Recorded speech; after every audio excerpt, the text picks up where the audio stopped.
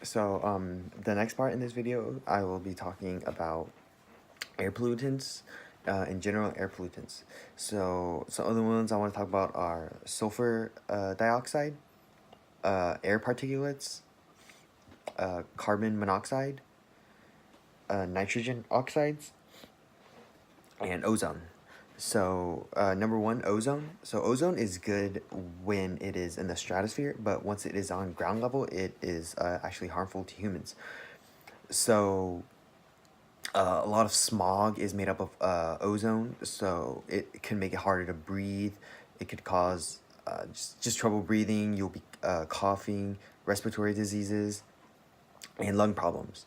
And the next one, air particulates. So particulate matters in the air. So this could be just like dust. It could be organic matter. Like it could be some metals, from industry, stuff like that. And these air particulates, depending on the size, they can be super small, super duper small, like microscopic, or they could be, or they could get larger. But these air particulates, they are very harmful to humans because we're breathing these these air particulates into our bodies. So then it does also causes respiratory problems. So we're breathing in the air pollutants, such as we could be breathing in metals, small bits of metals, dust, dirt, in fecal matter in the air. We could be breathing that in. And the next one I want to talk about is sulfur dioxide. So sulfur dioxide, I talked about it a little bit. So sulfur dioxide mainly comes from factory emissions, like big power plant emissions. Yeah, power plant, like burning of fossil fuels at a power plant.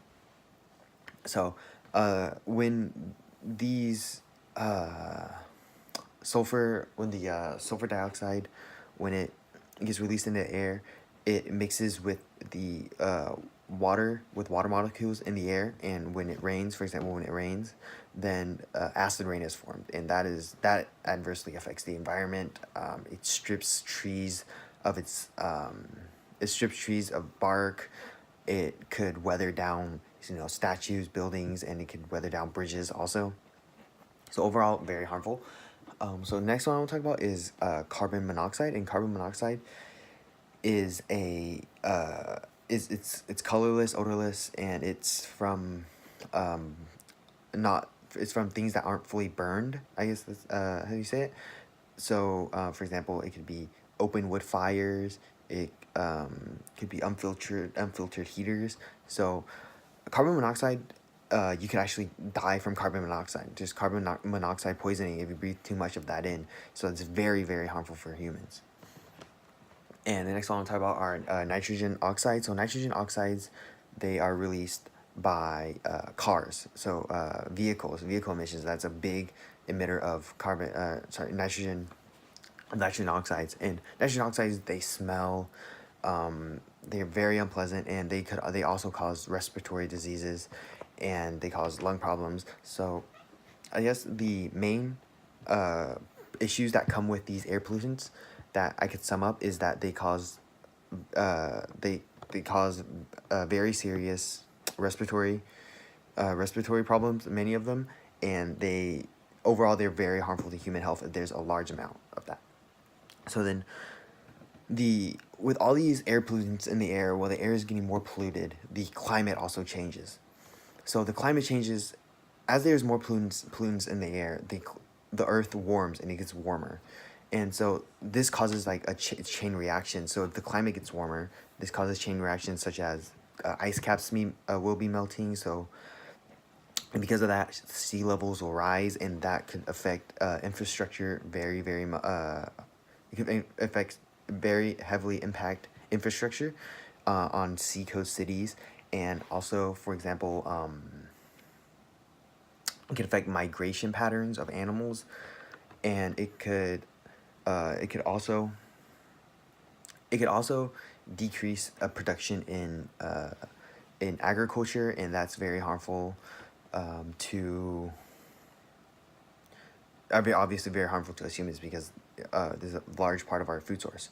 So how do scientists observe these changes. So they scientists could do simulations. They could have weather balloons. They monitor the weather over in a certain area or over a large area for a long period of time. They can use satellites. These are all ways that they can monitor the climate.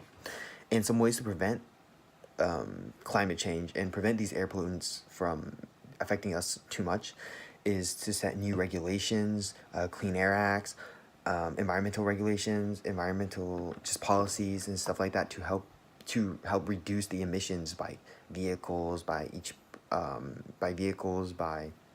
individuals, by factories, and over time, it will help decrease the amount of pollutants in the air, and it will help the climate get back to a stable rate.